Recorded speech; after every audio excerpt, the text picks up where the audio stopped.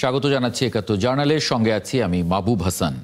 সংবাদ পর্যালোচনা ভিত্তিক নিয়মিত এই অনুষ্ঠানে আমরা খবরের নানান বিশ্লেষণ করি। পত্রপত্রিকায়, টেলিভিশন, ডিজিটাল মিডিয়া এবং নিউজ পোর্টালে যেসব খবর শিরোনাম হয়ে থাকে তা আমরা জানিয়ে দিই। সেই খবরের সঙ্গে যুক্ত মানুষদের আমরা সংযুক্ত করি আমাদের আলোচনার টেবিলে। আমাদের স্টুডিও এবং অনলাইনে সংযুক্ত থাকা অতিথিরা সেসব খবরের গভীরে ঢোকেন। আজ আমার সঙ্গে আছেন প্রধান উপদেষ্টার সিনিয়র সহকারী প্রেস সচিব জনাব ফয়েজ আহমদ। আপনাকে স্বাগত জানাচ্ছি একাত্তর জার্নালে। দর্শক, বিভিন্ন সময়ে খবর পর্যালোচনায় আরো অতিথি পর্যায়ক্রমে আমাদের সঙ্গে যুক্ত হবেন, তখন পরিচয় করিয়ে দেব তাদের সঙ্গে। আপনাকে শুরুতে ধন্যবাদ জানাই।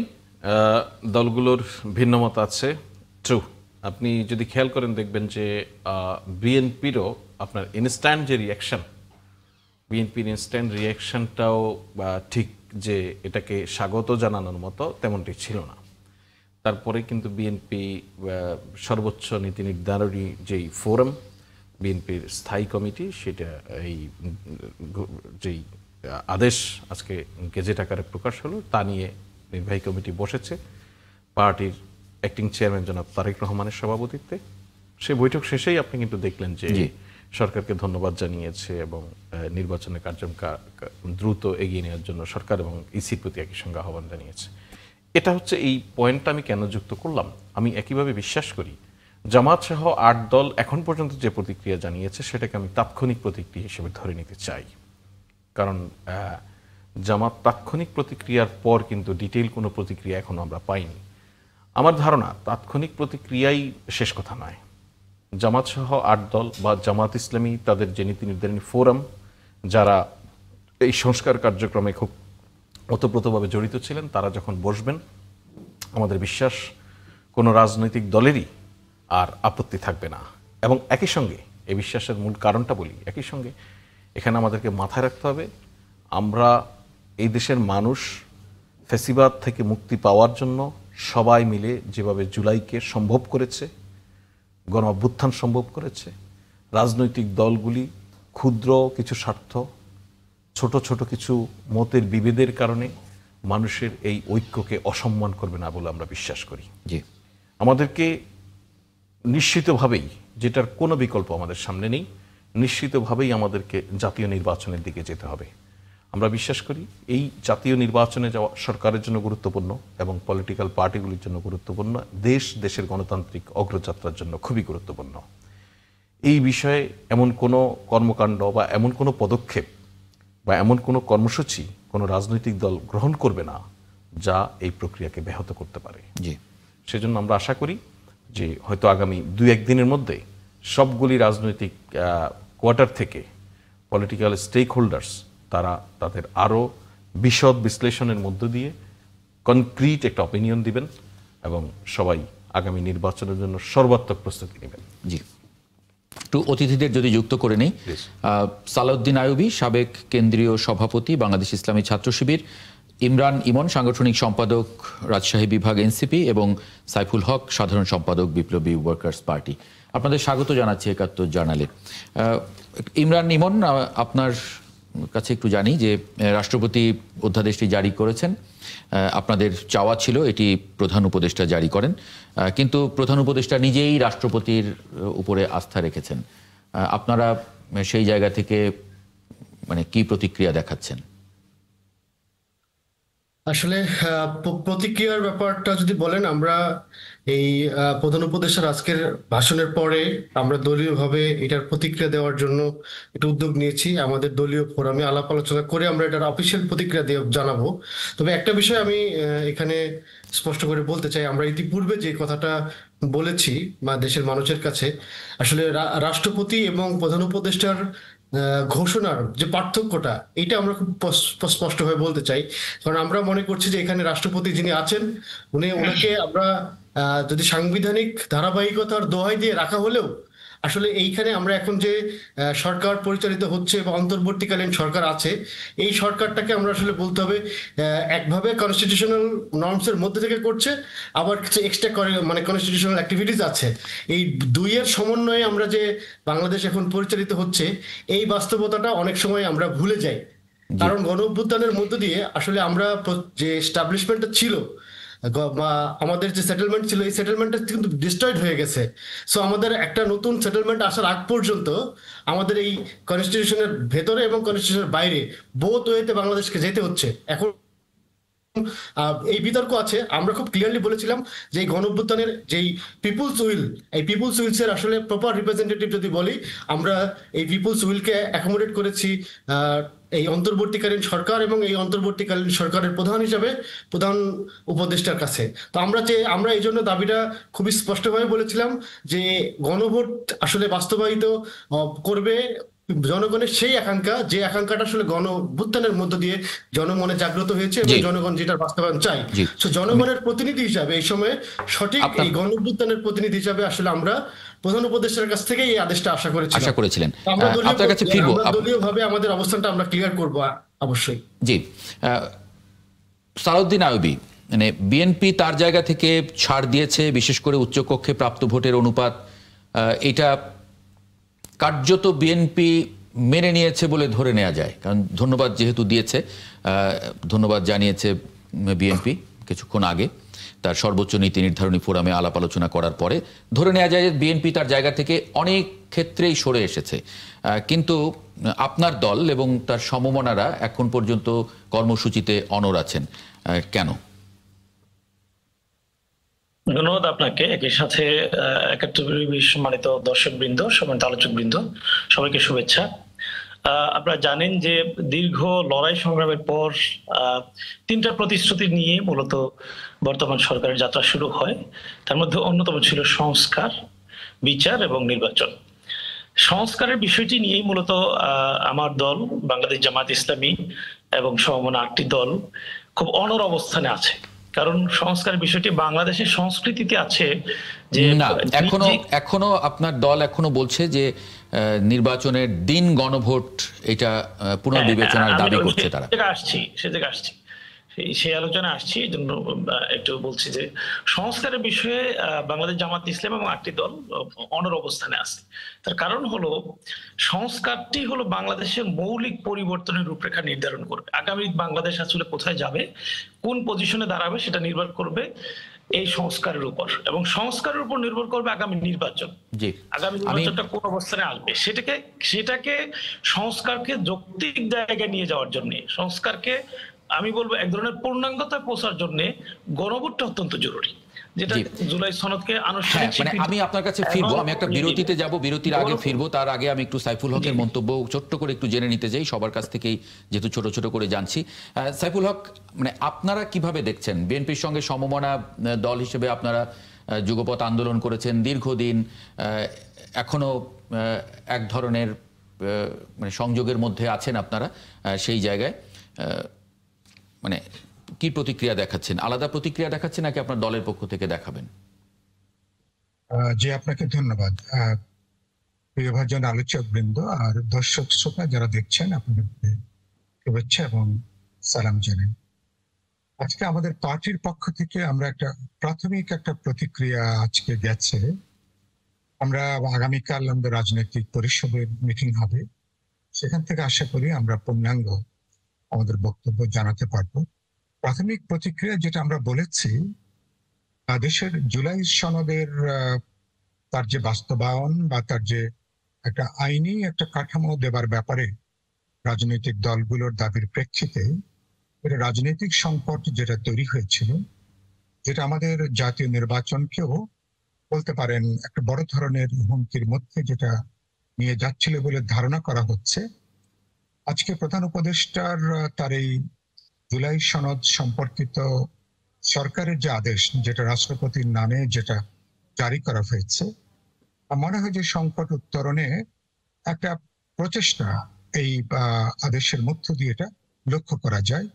বিভিন্ন পক্ষের তাদের যে বক্তব্য, তাদের যে অবস্থান, তাদের যে রাজনৈতিক দাবি চেষ্টা করা হয়েছে তার মধ্যে একটা সমন্বয় সাধন করবার জন্য, এবং সে অর্থে আগামী ফেব্রুয়ারি মাসের একেবারে শুরুতে জাতীয় নির্বাচনের দিন গণভোটের যে সিদ্ধান্তের কথা অথবা তারা যে পদক্ষেপ যেটা নিয়েছেন, তো সেটা তো একটা অধিকাংশ রাজনৈতিক দল, জনগণের বিপুল অংশকে তাদের দাবিটাও মোটামুটি এরকম ছিল বলা চলে। কিন্তু এটা নিয়ে সংকট যেটা তৈরি হচ্ছে, এটা আমি জুলাই সনদ, কিন্তু এটা দুটো একটা সাংবিধানিক ভাবে গুরুতর প্রশ্ন ইতিমধ্যে উত্থাপিত হয়েছে। সেটা হলো যে সংবিধান সংশোধন নিয়ে একটা অন্তর্বর্তী সরকারের পক্ষে রাষ্ট্রপতি সংবিধান সংশোধন নিয়ে এ ধরনের কোনো আদেশ তিনি জারি করতে পারেন কিনা, জি এবং এটা তার ম্যান্ডেট, তার এখতিয়ারের মধ্যে এটা পড়ে কিনা। যদিও এই সরকার একটা এক্সট্রাঅর্ডিনারি সরকার, অভ্যুত্থানের মধ্য দিয়ে আমাদের বিপরীত সমর্থনে সরকার গঠিত হয়েছে, কিন্তু একই সাথে সরকারকে একটা সাংবিধানিক কাঠামোতে গত 15 মাস এই সংবিধান ছুঁয়ে তারা কিন্তু শপথ নিয়েছেন, তারা দেশ পরিচালনা করছেন। এবং এটা ভবিষ্যতের জন্য একটা নজির হয়ে থাকলো কিনা যে ভবিষ্যতে সংবিধান কোনো একটা পট পরিবর্তনের মুখে হয়তো আর জনগণের নির্বাচিত পার্লামেন্ট প্রয়োজন নাও হতে পারে, জি সরকার ইচ্ছা করলে রাষ্ট্রপতিকে দিয়ে এটা আদেশ জারির মধ্য দিয়ে করতে পারে। ইত্যাকার নানা প্রশ্ন উত্থাপিত হয়েছে। এর বাইরেও আরো খুব গুরুত্বপূর্ণ বিষয় গণভোটের প্রশ্নে আপনি যে 4টা বিষয় যেটা উত্থাপন করা হয়েছে, 4টা খুবই গুরুত্বপূর্ণ প্রশ্ন। 4টা বিষয় উত্থাপন করে এখানে আপনি একটাতে আপনাকে উত্তর দিতে হবে জি হ্যাঁ বা না তে। তো হ্যাঁ এখন সাইফুল ভাই, এটা নিয়ে আমি একটু বড় করে আলোচনার সুযোগ রেখেছি, কারণ এটা একটু আসলেই একটু ভিতরে যাওয়া দরকার। এটা আসলে কিভাবে এই উত্তরগুলো আমরা দিতে পারবো, বা একজন যদি 4টা প্রশ্নের 3টি প্রশ্নতে হ্যাঁ থাকেন, একটি প্রশ্নতে না থাকেন, তাহলে তিনি আসলে কি উত্তর দিবেন, এগুলো একটু এটা নিয়ে একটু আলাপ করবো। একটা বিরতির পরে বরং আসি। একটা দর্শক, একাত্তর জার্নালে একটা বিরতি নিচ্ছি, ফিরছি কিছুক্ষণের মধ্যেই, সঙ্গে থাকবেন। আমরা যে আলোচনায় ছিলাম সেই আলোচনায় একটু কন্টিনিউ করতে চাই। এর মধ্যে যোগ দিয়েছেন মোহাম্মদ আব্দুস সালাম, বিএনপি চেয়ারপারসনের উপদেষ্টা। মোহাম্মদ আব্দুস সালাম, আপনার প্রতিক্রিয়াটা একটু জানি। সংক্ষিপ্তভাবে ধন্যবাদ দিয়েছে বিএনপি মহাসচিব বলেছেন যে ভোটের দিন গণভোট ঘোষণা এবং ফেব্রুয়ারির প্রথমেই ভোটের জন্য ধন্যবাদ। মানে বিস্তারিত কিছু বিএনপি যে জায়গাগুলোতে বিএনপির নোট অফ ডিসেন্ট ছিল, নানান ইস্যু নিয়ে বিএনপি কথা বলছিল এতদিন, সেই বিষয়গুলো মানে তাহলে কি ধরে নেওয়া যায় যে কার্যত সবই মেনে নিয়েছে বিএনপি? আপনাকে ধন্যবাদ। আমরা এই যে আজকে যে একই দিনে গণভোট হবে, ভোট আর গণভোট, এই বিষয়টা যদি আরো আগেই মানে ঘোষণা দেওয়া হইতো, তাহলে তার আজকে এই মানে একটা পরিস্থিতি নিয়ে যে জটিলতা সৃষ্টি করেছে কয়েকটি দল, এই পরিস্থিতির শিকার হওয়ার কোনো সুযোগ ছিল না। কারণ যখন একটা জুলাই সনদে আমরা যে স্বাক্ষর করেছি, আমাদের বারবার সে একটাই কথা যে জুলাই সনদে যা আছে সেটাকে বাস্তবায়ন করার জন্য আমরা অঙ্গীকারবদ্ধ। এর বাইরে যদি এটাকে টুইস্ট করা হয়, কোনোটা বাদ দেওয়া হয় বা কোনো কিছু নতুন সংযোজন করা হয়, সেটার দায়িত্ব আমাদের না। এই কথাটা তো এইটা। এবং যখন প্রায় 9 মাস যখন আলোচনা হলো, আলোচনার পরে যখন একটা সিদ্ধান্ত হলো, যতটুকু আমরা এগ্রি করেছি, যতটুকু এগ্রি করি নাই, যতটুকু নোট অফ ডিসেন্ট দিয়েছি, সেইটুকু হুবহু জনগণের সামনে তুলে ধরাটাই ছিল আজকের এদের কাজ। কিন্তু সেখানে তো কিছুটা ব্যর্থ হয়েছে, এবং হওয়ার কারণে কিন্তু, এবং সেই সময় যদি সাথে সাথে এই সিদ্ধান্তটা দিয়ে দিত যে একই দিনে ভোট আর গণভোট হবে, তাহলে কিন্তু আজকের এই জটিলতাটা সৃষ্টি হতো না যতটুকু আজকে হয়েছে। জি, ফয়েজ আহমদ, মানে একটা বিষয় বলছিলেন সাইফুল হক, আমি সেই আলোচনাটার জন্য একটু বিরতির পরে একটু সময় রেখেছি, কারণ এটা একটু পরিষ্কার হওয়া দরকার।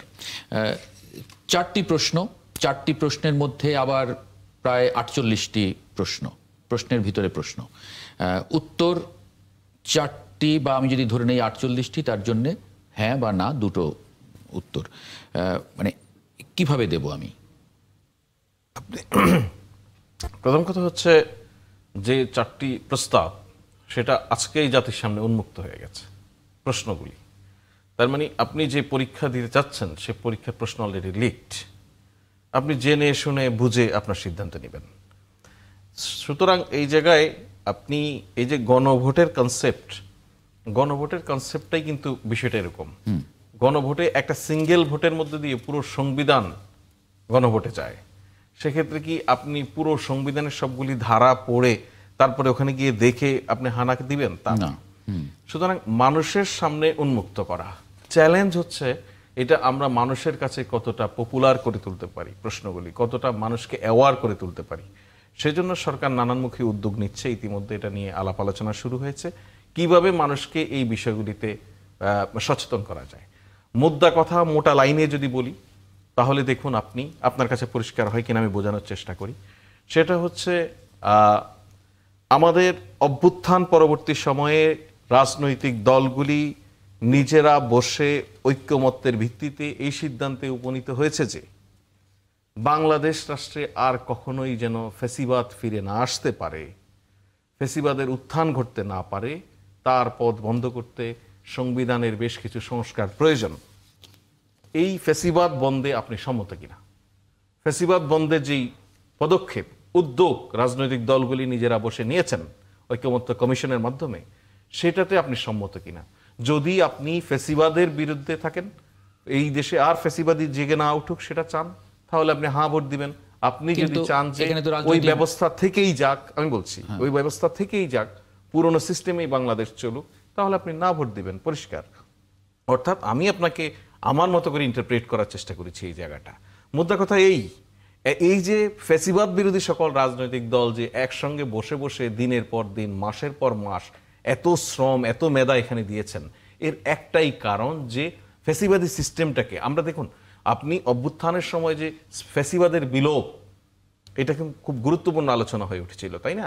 এক দফার মধ্যে এটা এসেছিল। সুতরাং এই ফ্যাসিবাদের বিলোপটা কি? আমরা 10 জন একসঙ্গে দাঁড়িয়ে ঘোষণা দিলাম ফ্যাসিবাদের বিলোপ হইল, তার মধ্য দিয়ে তো হয় না। তার মানে সিস্টেম, আমাদের সিস্টেমই তো একটা অটোক্রেট তৈরি করেছে। সিস্টেমে তো এক এক দল এক এক রকম ভাবে ভাবছে যে মানে তাদের মত এইভাবে হলে তারা মনে করে যে ফ্যাসিবাদের মানে ফিরে আসবে। দেখুন, এইটা আমরা অনেক জটিল করে ভাবি। গত কয়েক সপ্তাহ ধরে এটা নিয়ে ব্যাপক আলোচনা হচ্ছে। এক এক দল, আপনি পুরো জুলাই সনদের গো থ্রু দা জুলাই সনদ, আপনি দেখবেন যে আমাদের দলগুলোর মধ্যে বিরোধ খুব সামান্যই, খুব সামান্য। এখন আপনি এটা একসঙ্গে প্রত্যাশা করতে পারেন না সবগুলি দল একসঙ্গে সবকিছুতে একমত হয়ে যাবে। আর সামান্য যতটুকু বিরোধ, এই বিরোধটুকুতে কাউকে কিছুটা ছাড় দিতে হবে, কাউকে কিছুটা গ্রহণ করতে হবে। ফর এক্সাম্পল, আমি আপনাকে একটা বিষয় বলি। ধরুন তত্ত্বাবধায়ক সরকার ব্যবস্থা, এই ব্যবস্থাটা ফিরিয়ে নিয়ে আসতে হবে।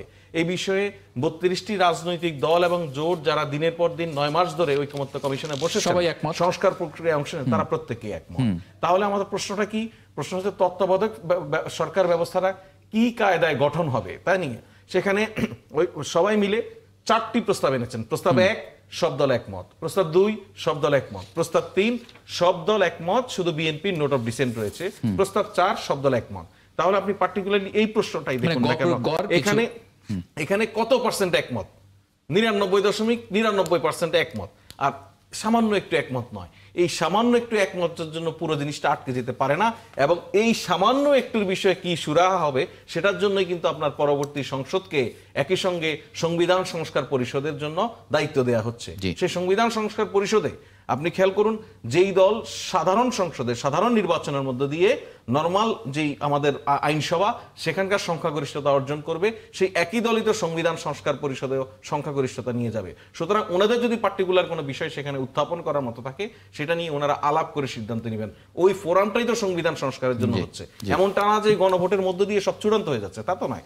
আদারওয়াইজ তো আমার ওই 180 দিনের বিধানই রাখা লাগতো না, প্রয়োজন হতো না। সুতরাং পলিটিক্যাল পার্টিগুলির এম্পাওয়ারমেন্টের যেই জায়গাটা, তাদের আপত্তি অনাপত্তির যেই জায়গাটা, আমি বলবো যে এই পার্টিগুলি যদি প্রধান উপদেষ্টার জাতির উদ্দেশ্যে দেওয়া ভাষণ, সেটাকেও যদি পুরোটা ভালো করে শোনেন, খেয়াল করবেন যে উপদেষ্টা পরিষদ জুলাই সনদ বাস্তবায়নের জন্য যে আদেশ আজকে জারি করেছে, সেই আদেশের বিষয়েও কিন্তু বলা হয়েছে রাজনৈতিক দল ঐক্যমত্যের ভিত্তিতে যে দলিলের স্বাক্ষর করেছেন, সেই দলিলের আলোকেই, সেই দলিলকে মূল প্রতিপাদ্য ধরে এই ঘোষণা, এই সনদ আদেশ প্রস্তুত করা হলো বা উপদেষ্টা পরিষদ অনুমোদন দিল। সুতরাং এটা নিয়ে আমরা যেই অর্থে পলিটিক্যাল পার্টিগুলিকে একটা থেকে একটার অনেক দূরত্বে দেখি, এই শুধুমাত্র মাঠের বয়ানের বক্তব্যের কারণে, আসলে বাস্তবতা তা নয়, দূরত্ব খুব সামান্যই। জি, সাইফুল হক যে প্রসঙ্গ সেই সময় আনতে চেয়েছিলেন এবং ফয়েজ আহমদের যে এখনকার যে স্টেটমেন্ট, সেটা মিলিয়ে আসলে আপনি কি দেখেন, কোন জায়গায় আসলে একটু অন্যরকম মনে হচ্ছে? জি, আপনাকে ধন্যবাদ। আমরা সরকার এটা নিয়ে তো অনেক ভাবনা চিন্তা করেছেন, আমরা রাজনৈতিক দলগুলো অনেক মাস ধরে আলাপ আলোচনা করেছি, আমরা বোঝাপড়া গড়ে তোলার চেষ্টা করেছি। এরপরে গণভোটের যে প্রশ্নটা যেভাবে আপনি এটা চারটা অংশ, চারটা বিষয়কে আলাদা আলাদা করে চারটে ভাগে ভাগ করা হয়েছে, কিন্তু উত্তরটা চারটা ভাগে পরস্পর সম্পর্কিত কিন্তু আলাদা আলাদা বিষয়। উত্তরটা আপনাকে হ্যাঁ বা নাতে বলতে হবে, একবারে বলতে হবে। সমস্যাটা হতে পারে কোনো ভোটারেরা তিনি দুটোতে একমত হতে পারেন, দুটোতে তার দ্বিমত থাকতে পারে, তিনি তিনটাতে একমত হতে পারেন, একটাতে তার দ্বিমত থাকতে পারে, অথবা ধরুন বিপরীতটাও সেটা হতে পারে। সেক্ষেত্রে যখন আপনাকে একটা শব্দে হ্যাঁ বা নাতে উত্তরটা দিতে হবে, তখন এটা যথেষ্ট জটিল একটা প্রক্রিয়া। এটা হচ্ছে একটা বিষয়। ফলে এটা জটিল প্রক্রিয়া, কিন্তু খানিকটা ঝুঁকিপূর্ণ, কিন্তু কোনোটাই ত্রুটি একেবারে মুক্ত না। আমি যদি মানে একটু ঝুঁকিপূর্ণ কেন সাইফুল ভাই?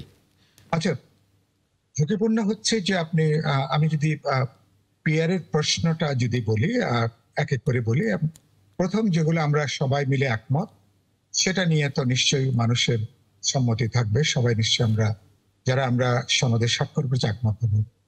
পিয়ারের ব্যাপারটা বিএনপি সহ তার ঘনিষ্ঠ মিত্ররা যারা এই ব্যাপারে উচ্চকক্ষে ভোটের সংখ্যানুপাতে যারা রাজি নন, সেখানে পিয়ারটাকে যেভাবে হাজির করা হয়েছে তাদের তো সেখানে সম্মতি পাওয়াটা সেখানে কঠিন।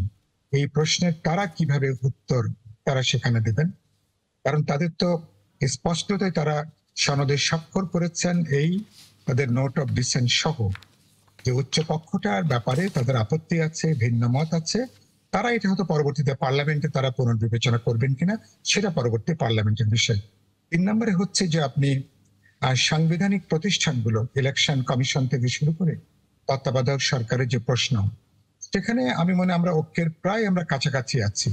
কিছু প্রশ্নে কিছুটা দ্বিমত আছে, তো সেই জায়গাটা আমি মনে করি সেখানেও যদি কেউ ভিন্নমত পোষণ করতে চান, বিএনপি সুস্পষ্ট ভাবে বিএনপি অনেকগুলো সাংবিধানিক প্রতিষ্ঠানের নিয়োগটা আমরা যেভাবে যে প্রক্রিয়া নিয়োগটা চেয়েছি, বিএনপি সেখানে আপত্তি অথবা নোট অফ ডিসেন্ট আছে।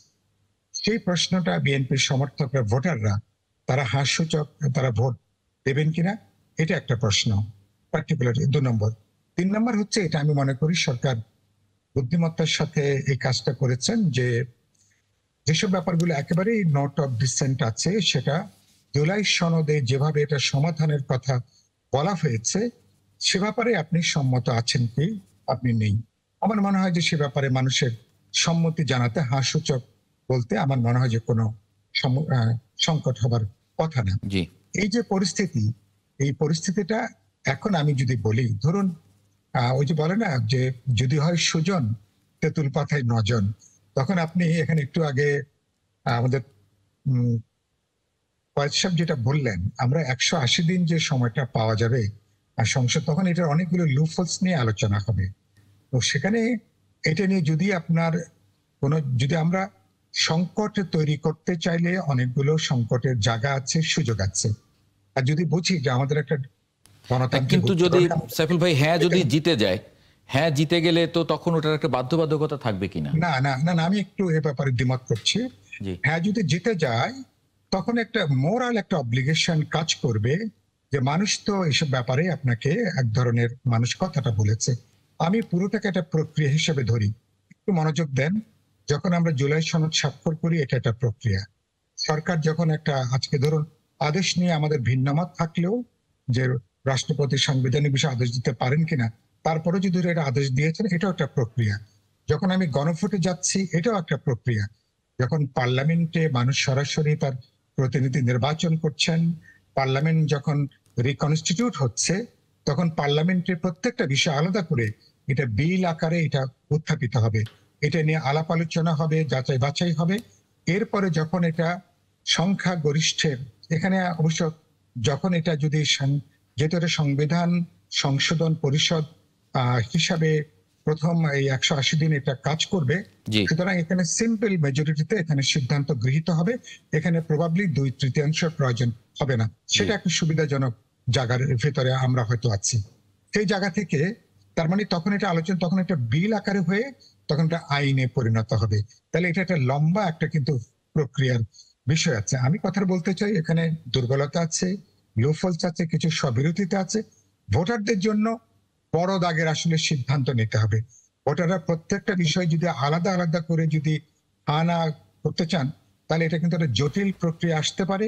কোনো কারণে যদি জয়যুক্ত হয়, তাহলে কিন্তু আমার জুলাই অভ্যুত্থান, জুলাই সনদ, আমার অর্জন, আমার আদেশ সবকিছু কিন্তু উল্টে যাওয়ার কিন্তু একটা আশঙ্কা থাকবে। এটার একটা বড় রাজনৈতিক ঝুঁকিটা কিন্তু অনেক বড়। আজকে খুব বড় মনে না হলেও, যদি আমি খুব ফ্র্যাঙ্কলি বলি, ভোটারদের পতিতা যারা আছেন, যারা আমাদের অভ্যুত্থানের বিরুদ্ধে, সরকারের বিরুদ্ধে, আমাদের জুলাই অর্জনের বিরুদ্ধে যারা আছেন, তারা এবং বাকি যাদের প্রশ্নে আপত্তি আছেন, ফিল্ড লেভেলে ভোটগুলো যদি একসাথে দাঁড়িয়ে যায় এবং যদি সেখানে সংখ্যা যদি বেশি হয়, এটা আমাদের জন্য খুব বড় ধরনের বিপর্যয় হবে একটা, আমরা কিন্তু পড়বো। এটাকে একটা বিবেচনার মধ্যে এটাকে নেওয়া দরকার। এই জন্য সম্ভবত সরকারের সামনে হয়তো তারা তো এর চেয়ে কোনো ভালো বিকল্প হয়তো আর পাননি। সালাউদ্দিন আইয়ুবী, আপনি মানে ঝুঁকিটা দেখেন কিনা? আমি বলবো আমিও একমত, তবে সেক্ষেত্রে সরকার তার নিজের সেফটিটা কনফার্ম করছে, দেশের স্বার্থটাকে প্রায়োরিটি দিতে পারেনি। এক বাক্যে যদি বলি, মানে সরকার কি সেফটি, এটা কেন মনে হলো আপনার কাছে আইয়ুবী ভাই? আমি একটু জানতে চাই, সরকার তার নিজের সেফটি কিভাবে কনফার্ম হলো এই বিষয়টা একটু জানতে চাই, আর জাতির স্বার্থটা দেখতে পারেনি সেটা কিভাবে, সেটা একটু জানতে চাই। আমি একটু বলছি। সেটা হলো যে দেখেন, গত 13ই সেপ্টেম্বর 2024 সালে তিনি বর্তমান প্রধান উপদেষ্টা একটা ভাষণ দিয়েছিলেন জাতির উদ্দেশ্যে। সেখানে তিনি ভাষণে বললেন যে বাংলাদেশের মানুষের 3টি প্রায়োরিটি, তার মধ্যে সংস্কার, এবং সংস্কারটা সেটা নির্বাচনের আগে হওয়াটা বাঞ্ছনীয়। বেশ কয়েকটি পত্রিকায় সম্পাদকীয়ত এই বিষয় নিয়ে আলোচনা হয়েছে। নির্বাচনের আগে সংস্কারের প্রক্রিয়াটা পূর্ণাঙ্গ হবে, এটাই জনতার, এটাই সাধারণ জনগণের, এটা দেশের মানুষের স্বার্থ ছিল। এই স্বার্থ আসলে বিকিয়ে দেওয়া হয়েছে এখানে। যদি গণভোটটা আগে না হয়, সংস্কার প্রক্রিয়াটা পূর্ণাঙ্গতা পেল না। এটাই তো সংস্কার, মানে যে কতগুলো সংবিধান। আইয়ুবী ভাই, আমি আপনাকে একটু বলতে চাই, আমার ধারণা সংস্কার প্রক্রিয়া বা সংস্কার কনসেপ্ট বিষয়ে আপনি পরিষ্কার নয়। আর আমার আরো একটু ধারণা যে ইতিমধ্যে কি কি সংস্কার সাধিত হয়েছে সেই বিষয়ে আপনি অবগত নয়। নিঃসন্দেহে আপনি এভাবে বলতে পারেন না। আমি বেশ কয়েকবার ওই সংস্কার ইস্যুগুলো নিয়ে কথা পড়াশোনা করেছি, জেনেছি। আজকের বক্তব্যটা শেষ হয়ে যাওয়ার মতো জিনিস নয় ভাই। সংস্কার নিঃসন্দেহে সংস্কার শেষ হয়ে যাওয়ার কিছু নয়, কিন্তু যে ইস্যুগুলো নিয়ে সেটেল হওয়া দরকার সেগুলোর সাথে অনেক কিছুর সাথেই গণভোট জড়িত। গণভোটটাকে যখন পিছিয়ে নেওয়া হয়েছে, জাতীয় নির্বাচনের দিনে দেওয়া হয়েছে, তখন এই সবগুলোই একই সাথে মানে দেশের স্বার্থের সাথে মানে আমি বলবো এক ধরনের ইয়ে করা হয়েছে। এটা খুবই পলিটিক্যাল রেটরিক হয়ে গেল না, মানে শুধু খুবই পলিটিক্যাল স্টেটমেন্ট আর কি। হ্যাঁ, না, পলিটিক্যাল স্টেটমেন্ট, এই স্টেটমেন্ট বলতেই পারেন আপনি খুব স্বাভাবিকভাবেই। আপনারা দেখেছেন আমাদের 8 দল একসাথে বসে এটা থেকে করেছে, ধন্যবাদ জানিয়েছে সরকারকে। কিন্তু এই গণভোটের ইস্যুটাতে গিয়ে সরকার যেভাবে পিস্টান দিয়েছে, তাতে স্পষ্ট যে সরকার এখানে নিজের এক্সিটটাকেই প্রায়োরিটি দিয়েছে মূলত আর কি। আমি সেই জায়গাটা কেন বলছেন আপনি, মানে সরকারের এক্সিটটা, মানে এই প্রশ্নটা কেন? হ্যাঁ, এই গণভোটের সাথে তো আমি বলছি যে গণভোটের সাথে গণভোট আপনাদের দাবি অনুযায়ী যদি আগে হতো, তাহলে কি সরকারের এক্সিট নিশ্চিত হতো না? এরকম কিছু কি এক্সিট নিশ্চিত হতো বলতে, তখন তো একটা পক্ষের রোষানলের মধ্যে পড়বে বলে সরকার মনে করছে। এখন আপনাদের রোষানলে কেন পড়তে পারে না বলে সরকার মনে করবে? আপনাদেরকে দুর্বল মনে করে? দুর্বল মনে করার কিছু নাই। দল হিসেবে জামাত ইসলামী কম্প্রোমাইজিং, জামাত ইসলামী দেশের স্বার্থে নিজের দলকে কম্প্রোমাইজের জায়গায় নিয়ে যেতে পারে। 8টা দল আমরা মনে করি সবাই দেশের প্রয়োজনে, দেশের স্বার্থে নিজেকে কম্প্রোমাইজ করবে। সেটা হয়তো প্রধান উপদেষ্টার চিন্তায় এসেছে।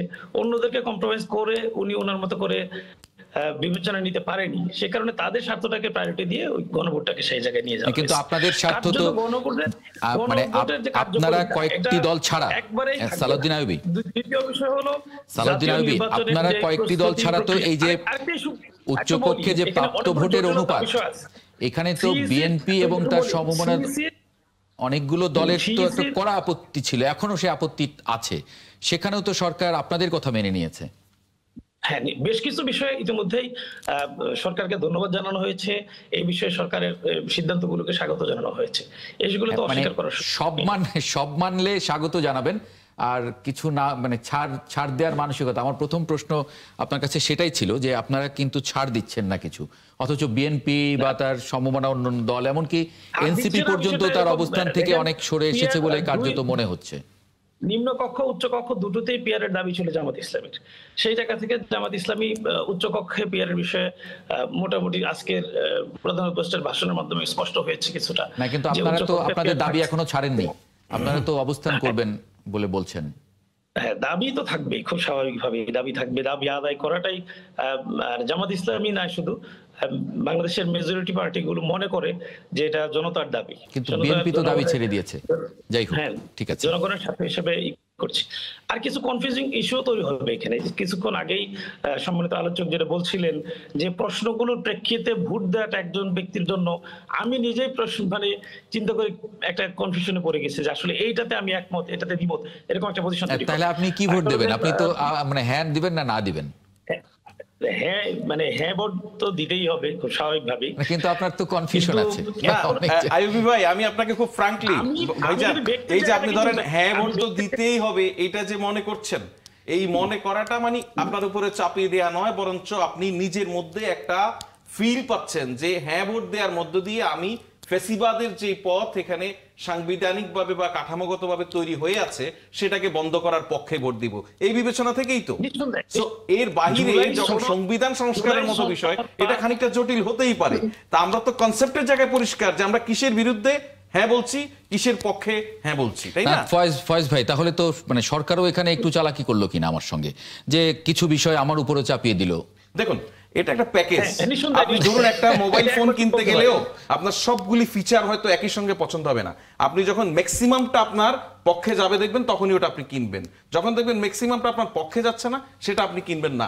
এতটুকু স্যাক্রিফাইস গণভোটের ক্ষেত্রে করতে হয়। এখানে বিজ্ঞ পলিটিশিয়ানরা আছেন, গণভোট নিয়ে ওনাদের ধারণা আমার চেয়ে অনেক বেশি। আপনি প্রশ্ন করে দেখতে পারেন, সারা দুনিয়াতে গণভোট শত শত প্রশ্নে গণভোট হয়েছে। হ্যাঁ, স্কটল্যান্ডে পুরো সংবিধান 2 বার সংশোধন হয়েছে একটা সিঙ্গেল ভোটের মধ্য দিয়ে। তাহলে আপনি কি পুরো সংবিধান মানুষকে একমত হতে পারে সবকিছু? বাংলাদেশেও অনেকগুলি প্রশ্নে গণভোটের নজির রয়েছে। সুতরাং গণভোট ইটস এ প্যাকেজ। আপনি যদি এখন চিন্তা করেন এইভাবে যে সবকিছু আমার পছন্দ হতে হবে তারপরে আমি হ্যাঁ বলবো, আপনি মাপেন দুটোকে। যদি আপনার পাল্লাটা ভারী হয় হাতের দিকে হাত দেন।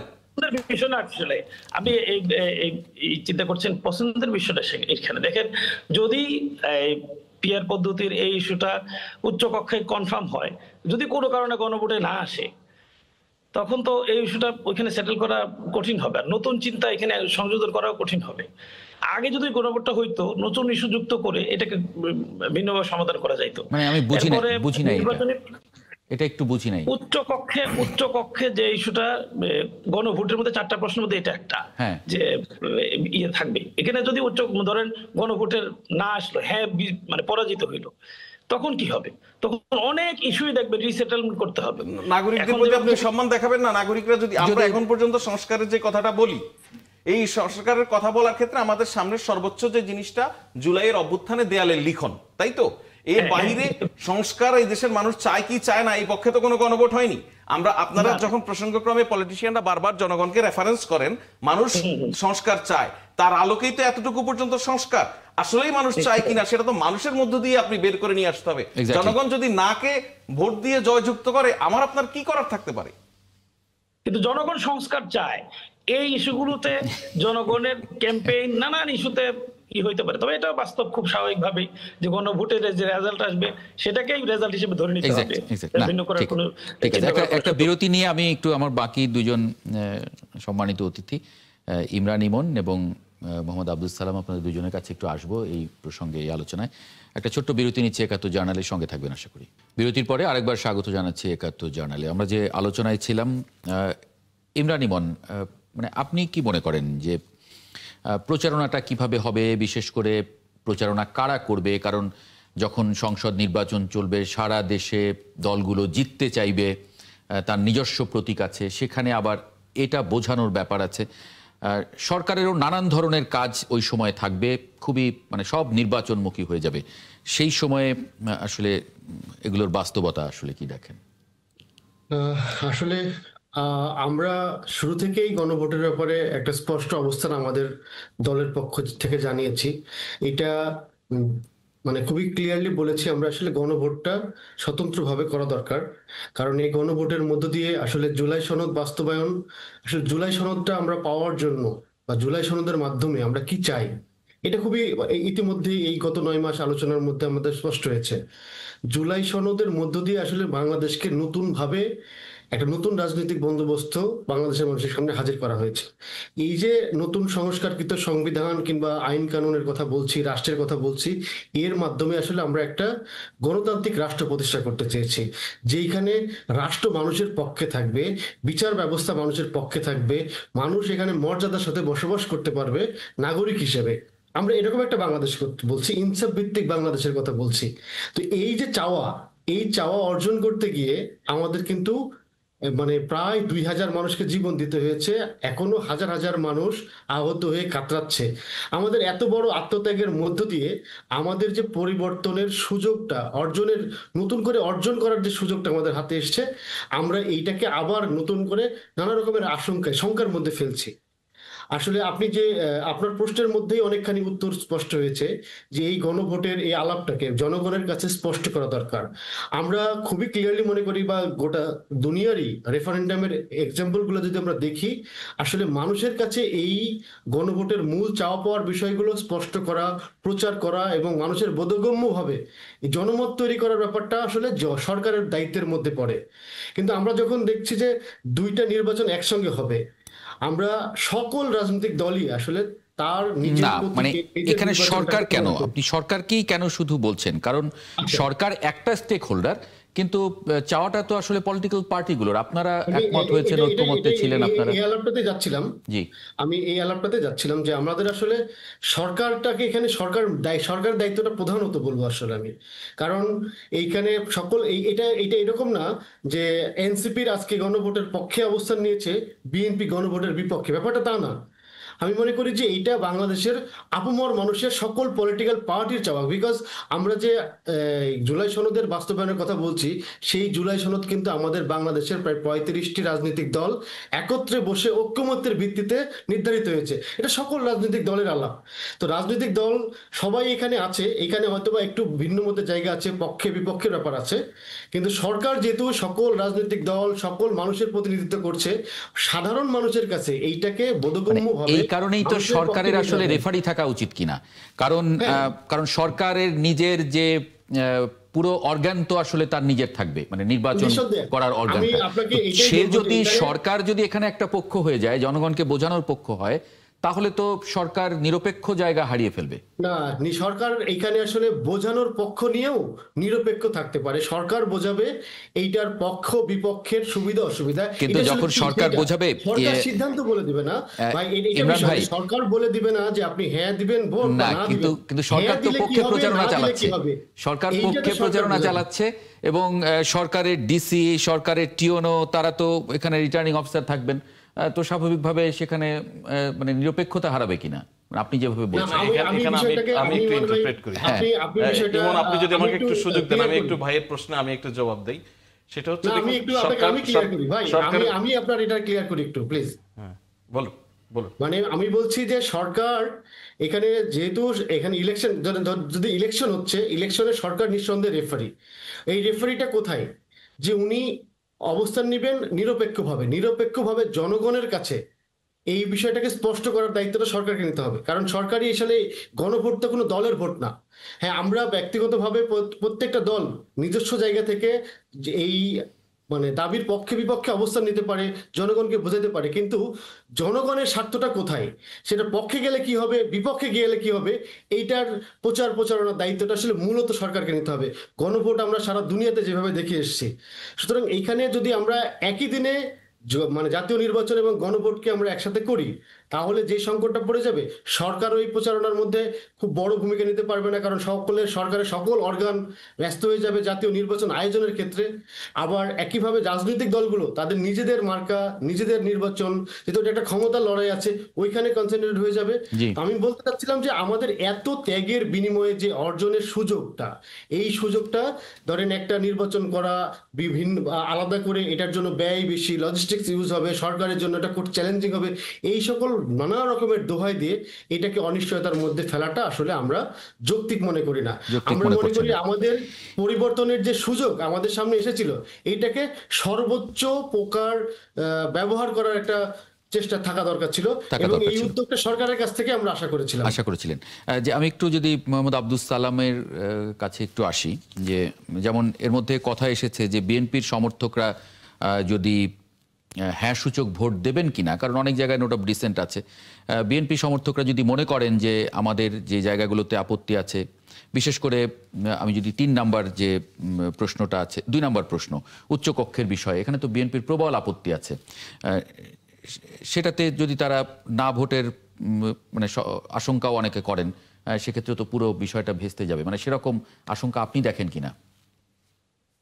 মুশকিলটা হলো কি, যে বিএনপি যখন ফ্যাসিবাদ ক্ষমতায় ছিল এবং সে চরম ফ্যাসিস্ট হয়ে উঠলো, সেই অবস্থায় দাঁড়িয়ে বিএনপি সংস্কারের কথা বলেছে, যে আজকে এই সরকার নিজে ফ্যাসিস্ট হওয়ার জন্য, মানে দল কানা হওয়ার জন্য সকল দলের মতামতকে উপেক্ষা করে, এমনকি যে সংবিধান আছে সেই সংবিধানকে নিজেদের স্বার্থে সংশোধন করে সে আজকে ফ্যাসিস্ট হয়েছে। কাজে এগুলোকে সংস্কার আমাদেরকে করতে হবে, যে কারণে এই সরকার বলতে তো সালাম ভাই সম্ভবত আওয়ামী লীগের কথা বলছেন নাকি? কোনটা বলছেন যে এই সরকার ফ্যাসিস্ট হয়েছে সেটা? ধন্যবাদ। মানে আমি বলতেছি হ্যাঁ সেই সময়, আমরা তো সেই সময় সেটা বলছি, এবং বলে আমরা আমাদের তো দেখেন 5ই আগস্টের পর থেকে কিন্তু একটাই কথা আমরা বারবার বলে আসছি, যে দেখেন আমরা সংস্কারটা চাই। আজকে কে চাইলো না চাইলো, কে বিএনপি কে কিভাবে কালার করলো, আমাদের সেটাতে কিছু আসে যায় না। আমরা জনগণের দল, জনগণকে নিয়ে আমরা চিন্তা করি, এবং জনগণের চিন্তাকে বাস্তবায়ন করার জন্যই শহীদ রাষ্ট্রপতি জিয়াউর রহমান এই দেশে বিএনপি গঠন করেছিলেন। যখন আধিপত্যবাদী শক্তি আমার গণতন্ত্র খেয়ে ফেলছিল, স্বাধীনতাও খেয়ে ফেলছিল, তখনই কিন্তু জিয়াউর রহমান আবির্ভাব ঘটছে, এবং পরবর্তী পর্যায়ে তিনি যা যা করে গেছেন সেগুলোকে রক্ষা করার জন্য তিনি বিএনপি গঠন করছেন। তাই কাজে বিএনপি এখনো যেটা আমরা বলতে পারি, যে আমরা পরবর্তী সরকার যাতে ফ্যাসিস্ট না হতে পারে, সেটার জন্য তো অনেকগুলো পয়েন্টে আমরা একমত হয়েছি, সেগুলো যদি আমরা কার্যকর করতে পারি তাহলে নতুন করে ফ্যাসিস্ট হতে পারে না। আপনি যদি শেখ হাসিনাকে নিজে পার্লামেন্ট নিজে কি সংবিধান মানছে, সে তো সংবিধান কোনোভাবেই মানে নাই, না মেনেই তো সে ফ্যাসিস্ট হয়েছে, নিজের ইচ্ছা মতো সংবিধানকে যেভাবে পারছে কাটাছিড়া করে করছে। কাজে এখন বিষয়টা যেটা হলো, যে খালি বললে হবে না, এটা কার্যকর নিজের মধ্যেও করতে হবে, নিজের চিন্তা চেতনা। আজকে মানুষের যে কোনো সেক্টরই বলেন, খালি রাজনীতিবিদ না, আজকে রাজনীতিবিদদের নিয়ে রাজনৈতিক দলগুলোকে নিয়ে যত চর্চা করতেছেন, এতটুকু চর্চা যদি পাশাপাশি আজকে সমাজের অন্যান্য অর্গানগুলো আছে, ওই অর্গানগুলোকে যে সংস্কার করার যে চিন্তা করা দরকার, ব্যুরোক্রেসিকেও যে আজকে সংস্কার করা দরকার, আজকে শাসন ক্ষমতায় যারা আছে থাকবে তাদের যে সংস্কার করা দরকার, এই সম্মিলিত চিন্তাটা কিন্তু সেটার মধ্যে দিয়ে আসে নাই। মনে হচ্ছে রাজনীতিবিদ আর রাজনৈতিক দলগুলোকে খালি কিভাবে শাস্তা করা যায়, তাদেরকে নিয়ন্ত্রণ করার কথা চিন্তা করলে হবে না। আব্দুস সালাম, মানে এই যে প্রচারণার প্রসঙ্গটি আসলো, মানে প্রচারণার প্রসঙ্গটি আসলো গণভোটের ক্ষেত্রে, তখন মানে বিএনপি আসলে কি এই প্রচারণায় অংশ নেবে গণভোটকে জেতানোর জন্য? আমাদের যেটা আমরা একমত হয়েছি সেটার ব্যাপারে তো আমাদের দ্বিমত নাই কোনো, কিন্তু এই যে বারবার বলছি ক্ষতে তো আপনারা দ্বিমত। না, এখানে পরিষ্কার কথা, যেগুলো আমরা একমত হয়েছি সেগুলোর ব্যাপারে আমাদের, এবং আমরা সই করছি জুলাই চার্টারে, আমরা তো সই করেছি সেখানে, এবং আমরা বলছি, এবং দলের পক্ষ থেকে পরিষ্কার বলা হয়েছে যে সেখানে যতটুকু আমরা একমত হয়েছি, আমরা দেশের স্বার্থে একমত হয়েছি। এই গণভোটের ব্যাপারে তো আমাদের আপত্তি ছিল, আমরা বলছিলাম যে পরবর্তী পার্লামেন্ট এটা একটা বিল আনবে, সে বিল আনার পরে তারপরে সেটার উপর একটা ভোটে যাওয়া যেতে পারে। অনেকেই বিএনপি কে শুধু তার মানে কি আমরা এরকম ধরতে পারি যে যদি অ্যাক্সিডেন্টলি যদি না জিতে যায়, তারপরেও বিএনপি যেগুলোতে একমত আছে সেগুলো যদি সরকারে আসে, তাহলে অন্য দলগুলোর সাহায্য নিয়ে বা নিজেদেরও যদি সংবিধান সংশোধনের ক্ষমতা থাকে সেগুলো করে ফেলবে। 100%, যেগুলো সই করেছে সেগুলো এটা করবে, ধরেই নিতে পারেন। আর যেগুলোতে এটা ধরেই ডিসেন্ট আছে সেগুলোর ব্যাপারে বিএনপি পরবর্তীতে সিদ্ধান্ত নেবে। এটা ধরেই নিতে পারেন। আমরা তো কারণ আমি যে কথাটা প্রথমেই বললাম যে আমরা তো ফ্যাসিস্টের আমলেই আমরা এগুলোকে সংস্কার করার জন্য জাতির কাছে কমিটেড। জি, আমরা যে 31 দফা দিয়েছি, সে 31 দফার মধ্যেই কিন্তু যাতে পরবর্তী সরকার ফ্যাসিস্ট না হইতে পারে সেগুলোর দফাগুলো কিন্তু সেখানে আছে, পরিষ্কার ভাবে আছে। আর 31 দফা তো জাতির সামনে আমরা কমিটেড। উচ্চকক্ষ, কিন্তু উচ্চকক্ষ গঠিত হবে কিভাবে সেই প্রশ্নে তাদের এটা বিএনপি শুনেন, বাংলাদেশে সংসদীয় ব্যবস্থায় উচ্চ কক্ষকে ইন্ট্রোডিউস করেছে বিএনপি অফিসিয়ালি 31 দফার মাধ্যমে। সো বিএনপির উচ্চ কক্ষ নিয়ে কোনো আপত্তি নেই। আর সালাম ভাই যেটা বলছেন যে আপনারা গণভোটে সম্মত হয়েছেন নির্বাচনের পর, তা কিন্তু নয়। আপনারা ঐকমত্য কমিশনে নির্বাচনের দিন গণভোটের দাবি করেছেন। হ্যাঁ, সেটাই না, সেদিন কিন্তু সবাই একমত হয়েছিল যে ঠিক আছে এটা একই দিনে হবে। পরবর্তী পর্যায়ে কিন্তু কয়েকটি দল যায় এটাকে আবার ধূম্রজালের মধ্যে সৃষ্টি করে জনগণকে একটা আতঙ্কের মধ্যে ফেললো। আবার সরকারও এখানে একটু দুর্বলতার পরিচয় দিল। আমি যেটা প্রথমে বলছি, যদি না হইতো তাহলে সেটা হইতো না। এখন সবচেয়ে বড় দরকার একটা নির্বাচন দরকার, এবং দেশের যে অবস্থা, যে বাইরে অর্থনৈতিক অবস্থা যেদিকে যাচ্ছে, সবকিছু মিলে আজকে এটাকে নিয়ে আর ওই গিনিপিগের মতো আর খেলাধুলা করার দরকার নাই। এখন একটা জনগণ, আমরা সবকিছুর ঊর্ধ্বে হলো জনগণ। দেশটা যে আপনি, এবং এই যে দেখলেন না আপনি যখন এর আগে প্রশ্ন করলেন যে জনগণ যদি কোনোটা, জনগণ যেটার পক্ষে রায় দিবে সেটাই তো হবে। জনগণ তো দেশের মালিক।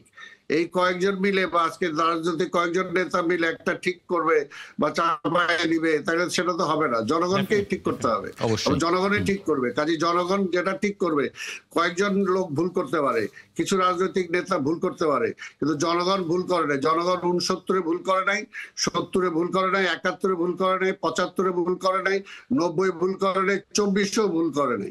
কাজে জনগণের উপর আস্থাটা রাখতে হবে।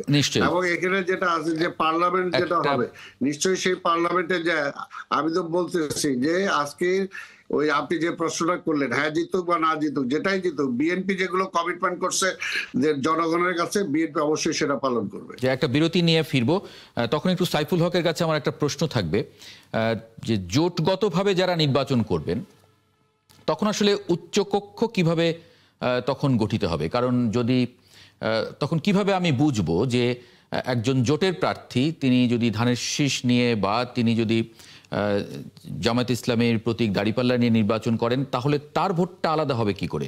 সেই দল কিভাবে উচ্চকক্ষে অবস্থান তৈরি করবে তাদের? এই প্রশ্নটা নিয়ে একটা বিরতি নিয়ে এসে আপনাদের দুজনের কাছে এক মিনিট আমাকে দিবেন এ ব্যাপারে। জি নিশ্চয়ই, একটা ছোট্ট বিরতি নিয়ে ফিরছি। ৭১ জার্নালের সঙ্গে থাকবেন। আসলে আমার অতিথি সাইফুল হক, আপনার কাছে যে প্রশ্ন রেখে আমি বিরতিতে গিয়েছিলাম, এটা যদি একটু ক্লিয়ার করেন। আসবো আপনার কাছে সালাম ভাই, আপনার কাছে আসবো, আমি একটু শুনে নেই। সাইফুল হক, আপনি আগে যে প্রশ্নটা আলোচনা করছিলেন সেটা নিয়ে আমি একটু রেসপন্ড করতে চাই। সেটা হচ্ছে যে আমরা ধরুন কোনো কারণে গণভোটে যদি ধরুন জিতে যায়, জি, পিপলস ওয়ার্কার্স পার্টি, গণতন্ত্র মঞ্চ, বিএনপি সহ যারা আমরা যুগপথে দীর্ঘ আন্দোলনের যুক্ত ছিলাম, আমাদের কিন্তু পাবলিক কমিটমেন্ট আছে মানুষের কাছে যে আমরা রাষ্ট্র, সরকার এবং সংবিধানের যে তার যে গণতান্ত্রিক পরিবর্তন বলি, রূপান্তর বলি বা সংস্কার বলি, এটা ছাড়া বাংলাদেশ কোনোভাবে এগোতে পারবে। ফলে এটা নিয়ে কোনো প্রশ্ন নেই। ফলে এবং এটা আমরা দিয়েছি জুলাই আগস্ট অভ্যুত্থানের আরো 1.5 বছর 2 বছর আগে থেকে। সুতরাং মানে এরকম এটার জন্য যে এমন একটা ব্যবস্থা যে ক্ষমতায় যাওয়ার পরে কোনো ব্যক্তি, কোনো দল বা কোনো সরকার যাতে কোনো স্বৈরতান্ত্রিক, কোনো অগণতান্ত্রিক ক্ষমতা কাঠামো তৈরি করতে না পারে, ক্ষমতাকে যাতে কেউ জমিদারি মনে করতে না পারে সেই জায়গা থেকে। ফলে এটা হচ্ছে ওই ব্যাপারে। আর যদি আপনার ইন্টেনশনটা যদি পরিষ্কার থাকে তাহলে কিন্তু গণভোটের ব্যাপারে কিন্তু জয়যুক্ত না হবার কিন্তু কোনো বাস্তব কোনো কারণ নেই। বিএনপির দিক থেকে একটা সেফগার্ড কি আছে, বিএনপি বলেছেন যে তারা যেসব ব্যাপারে তাদের জুলাই সনদে যেভাবে তারা স্বাক্ষর করেছেন, পরবর্তীকালে তাদের কিন্তু সেসব ব্যাপারে তাদের মতন করে কিন্তু চিন্তা করা, ভাবনা করার জায়গাটা আছে। তো একই সাথে গণভোটের যে রায়, সেটা নিশ্চয়ই একটা রাজনৈতিক প্রভাব কাজ করবে, রাজনৈতিক দলগুলোর তাদের সম্মিলিত চাপের কাজ করবে। সুতরাং আমরা আগেই সমস্ত ব্যাপারে নেতিবাচক কথাটা চিন্তা না করে, যেহেতু এটা ডেমোক্রেটিক ট্রানজিশনটাই আমাদের সবার লক্ষ্য, আমি বিশ্বাস করি যে সবাই আমরা সেই পথে আমরা কিন্তু হাঁটতে পারবো। কিছু চ্যালেঞ্জ থাকবে, ভিন্ন মত থাকবে, তো না হলে তো এতগুলো দল আর এতগুলো প্রস্তাবনা নিয়ে কাজ করতে হতো না। হ্যাঁ, তাহলে একটা দলই থাকতো দেশে। রাইট। আর আপনি আমাকে যে প্রশ্ন করলেন, এটা একটা যথেষ্ট জটিল। আজকে নির্বাচন কমিশনের সাথে আমাদের বিকেল বেলা আজকে দীর্ঘ প্রায় 2.5 ঘন্টার একটা সভা হয়েছে। সেই সভাতে এখন নির্বাচন কমিশনের সর্বশেষ তাদের যে সংশোধনী, তারা যে আরপিও তারা যেটা চূড়ান্ত করেছেন, আরপিও যদি এটা থাকে তাহলে নিবন্ধিত কোনো দলের অন্য কোনো মার্কা নেবার কিন্তু কোনো সুযোগ নেই। আমাদের পার্টি থেকে যেটা আমি বলেছি যে আগামী ফেব্রুয়ারি নির্বাচনের জন্য কোনো দল চাইলে অন্য কোনো একটা মার্কাও নেওয়া যাবে, এই বিধানটাও থাকা দরকার। আমাদের লজিকটা হচ্ছে যে রাজনৈতিক দলগুলো এখনো পর্যন্ত মানসিকভাবে, পলিটিক্যালি, অর্গানাইজেশনালি প্রস্তুত না সবাই। যদি বিপ্লবী ওয়ার্কার্স পার্টি আমরা আমাদের কোদাল মার্কা নিয়ে নির্বাচন করব, এটা আমাদের অনেক আগে থেকে আমরা 2008-এ 2018-তে একইভাবে আমরা করেছি। এবারও বিপ্লবী ওয়ার্কার্স পার্টি যেখানে যেখানে নির্বাচন করবে তার কোদাল মার্কা নিয়েই আমরা নির্বাচন করব। কিন্তু আমরা মনে করি দলগুলোর জন্য অন্য দলের মার্কা নেবার অপশনটা থাকা উচিত। কারণ আপনি পর্যাপ্ত সময় দেন। ধরুন পরবর্তী 29-30 সালে যদি যখন নির্বাচন হবে, তখন 5টা বছর সময় পাওয়া যাবে। দলগুলো তখন ইন্ডিপেন্ডেন্টলি চিন্তা করতে পারবে, এরপরে তো আমাকে আমার নিজস্ব মার্কা বা নিজস্ব প্রতীক নিয়ে আমাকে নির্বাচন করতে হবে। এখন আপনি যে প্রশ্ন করলেন, যারা জোটবদ্ধ হবেন আইনগতভাবে, যারা ধরুন জোটের, যদি আমি ধরে নিই যে অন্য মার্কা নিয়ে নির্বাচন করা যাচ্ছে, তখন কিন্তু আপনার ভোটটা কিন্তু যে মার্কাতে আপনি নির্বাচন করছেন, যে দলের প্রতীকে নির্বাচন করছেন, ওই দলের প্রতীকে আপনার ভোটটা যুক্ত হচ্ছে, ওই মার্কাতে আপনার ভোটটা যুক্ত হচ্ছে। ফলে এখন কোদাল মার্কার কোনো প্রার্থী যদি ধানের শীষ বা যদি অন্য কোনো প্রার্থী নেই, এটা কিন্তু কোদাল মার্কার পক্ষে কিন্তু এই ভোটটা কিন্তু যুক্ত হচ্ছে, এটা কিন্তু ধানের শীষে যুক্ত হবে।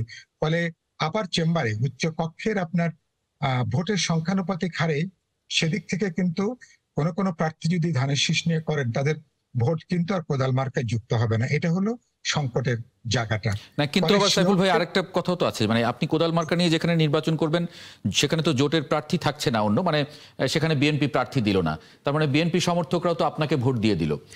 তার মানে তখন তো মানে আপনার যে এক্সাক্ট ভোট সেটাও তো রিফ্লেকশনটা আসবে না। না, সেটা হলো আপনি যখন কারোর সঙ্গে যখন জোট করছেন, নিশ্চয়ই আপনি এটা বৃহত্তর রাজনৈতিক লক্ষ্য অর্জনের জন্য। যেমন ধরুন বিএনপি যখন আমাকে 5 জায়গায় যখন বিএনপি প্রার্থী দিচ্ছে না, আমরাও তো 20 জায়গায়, 25 জায়গায় বা 30 জায়গায় অথবা 50 জায়গায় বিপ্লবী ওয়ার্কার্স পার্টি বা গণতন্ত্র মঞ্চ আমরা যে 138টা আমরা যে প্রথম দফা প্রার্থী দিয়েছি, সেখানে দেখা যাবে যে অনেক জায়গাতে হয়তো প্রার্থী আমাদের নাও থাকতে পারে। তার মানে এই যে একটা পারস্পরিক স্যাক্রিফাইসের, এটা পারস্পরিক স্যাক্রিফাইস, সমঝোতা বোঝাপড়ার উপরে আসলে তো একটা ডেমোক্রেটিক সমাজ কিন্তু সমঝোতা এবং এই বোঝাপড়ার ভিত্তিতে। না, পরিষ্কার, পরিষ্কার। মোহাম্মদ আব্দুস সালাম ভাই, আপনি যুক্ত করতে চেয়েছিলেন। হ্যাঁ, আমি বলছি যে আমাদের একটা বিষয় একমত হতে হবে যে দেখেন, দীর্ঘ সময় 17 বছর 111 থেকে শুরু করে আজকে দীর্ঘ 17 বছর সবকিছু ধ্বংস করে কিন্তু একটা পর্বত সমান ধ্বংসস্তূপের সামনে দেশটাকে ফেলে আজকে ফ্যাসিবাদ পালাইছে। কাজে এটাকে আপনি ইচ্ছা করলে 2 দিনের মধ্যে একে সমাধান করে ফেলবেন, সেটা কিন্তু সম্ভব না। তারা লম্বা সময় নিচ্ছে, আপনি হয়তো অত লম্বা সময় না হলেও আমি মনে করি স্বল্প মেয়াদী আর দীর্ঘমেয়াদী একটা পরিকল্পনা আমাকে করতে হবে যদি আমি সত্যিকার অর্থেই সংকট থেকে উত্তরণ করতে চাই। স্বল্প মেয়াদে হলো আমাকে একটা গ্রহণযোগ্য অংশগ্রহণমূলক একটা নির্বাচনে যেতে হবে, এবং নির্বাচনে যাওয়ার পরেই যে পার্লামেন্ট হবে তার উপর আস্থা রাখতে হবে যে আমরা দীর্ঘ সময় যে সংস্কার কমিশন, বা আমরা যেটা বলছি সংস্কার কমিশনের আগেই আমরা নিজেরাই মনে করছি যে আমাদের তারেক রহমান সাহেব যে 31 দফা দিয়েছে যে রাষ্ট্রটাকে সংস্কার হওয়া দরকার। কাজী রাজনীতিবিদরা যে একেবারে মানে সেলফিশ না, তারাও যে রাষ্ট্র নিয়ে চিন্তা করে, সেই রাজনীতি দলগুলোকে এটা আপনি ঠিকই বলেছেন, কারণ দিতে হবে। কারণ এই যে প্রায় প্রায় 2 বছর আগে সাইফুল হক যেমন বলছিলেন যে তারা 31 দফা মানে নিজেদেরকেই একটা আইনের মধ্যে বেঁধে যাতে নিজেরাই খুব মানে একক ক্ষমতাশালী হয়ে না যায় সেটা নিজেরাই নিজেদেরকে বাঁধার চেষ্টা করেছেন সংস্কারের মাধ্যমে। আপনি দেখেন এটা তো এখন না, আমাদের নেতা তারেক রহমান কি বলছে যে আমরা একক ভাবেও যদি জনগণ আমাকে নির্বাচিত করে, তারপরে আমরা মনে করি যে এখানে জাতীয় ঐক্যমত্য ছাড়া আজকে মানে জাতীয় সরকারের কথা বলেছেন আপনারা, কিন্তু মানে সেই পর্যায়ে কিন্তু জাতীয় সরকার হলে আবার আরেকটা অসুবিধা যে যদি বিরোধী দল না থাকে দেশে তাহলে তখন আবার দেখা যায় যে তারা সবাই না বিরোধী দল এখানে তো সবাইকে নিয়ে আমরা আওয়ামী লীগ মার্কা ঐক্যমত্য সরকার তো আমরা চাই নাই, তাই না? আমরা তো সেই রকম চাই আমরা বিরোধী দল বানাবো, আমরা সেটাও চাই। সবাই যদি সরকারে যেতে চায় তখন যে আপনারা তো বলেছেন যে ঐক্যমত্যের সরকার, সবাই সরকারে যাওয়ার শোনা এখানে তো একটা অপশনের ব্যাপার আছে।